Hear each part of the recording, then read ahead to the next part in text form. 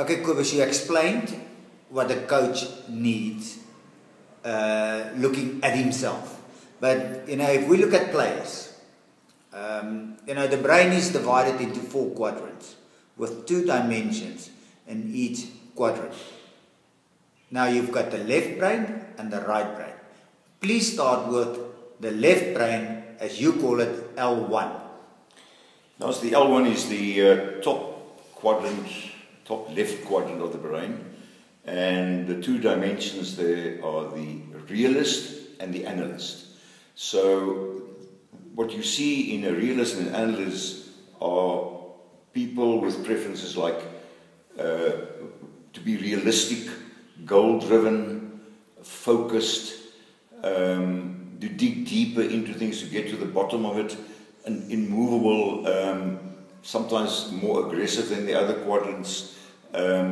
This kind of mentality of keep out of my way, don't stop me kind of mentality. That's your L1. It's this very sort of specific work with clinical data, focused and so on. That's your L1 brain. Okay, now directly opposite that, you've got the R1. Yes, the R1 is the top right brain. The 2 dimensions are is the one that uses imagination is there, and someone that can create space, more like a sort of strategist. Those are the 2 dimensions.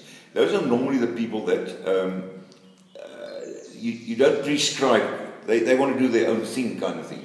They normally can see space where other people can't see space. Now, space is very important in modern rugby. The big space and small space. The big space is the kind of space that you were, and you were the pioneer there. You see the big space, place the ball where there's no one, and the small space is when you take little gaps where people can't see the gaps, but there's always the space and to intercept the ball and so on. So that is in R1. Also, the people who use their imagination, who can think very, very quickly, change direction, go the other way, do the unexpected. So I think it's very critical in modern rugby for nearly all rugby players to have a little bit of the R1.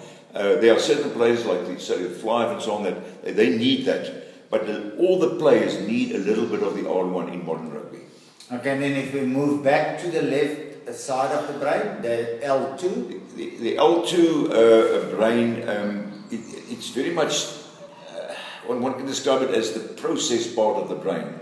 Those people who are strong in the L2, they are normally people who can, they like to have a plan before they begin.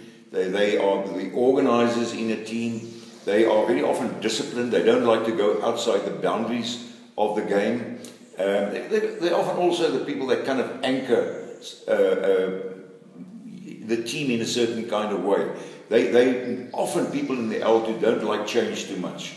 So if you are going to introduce changes or new techniques or new approaches, you've got to spend maybe time with the L2 so that they can accept it. When they accept it, they become your best supporters. But you just can't jump on them with newness. They won't accept it. So that is the L2 again, just to very, very briefly. That is the sort of the brain where everything is, they like step by step.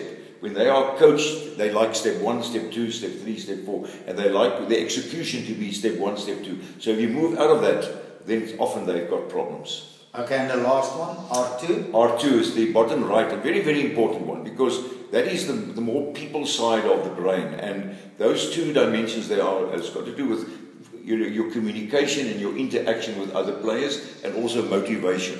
So some players on the field are automatically, they're in a position, to motivate. Like the scrum half, for instance, he's there all the time to motivate the players, to talk to them, to inspire them. And that, again, all players need to understand that, because for team spirit, you need to bond and form a relationship with your other players. So it's very important from a people side of it to understand that play. Also, let's say you're a fullback, to be able to understand the communication part, you've got to communicate with your backs all the time, because often you can see more than what they can see. So communication is also very important for the R2 player.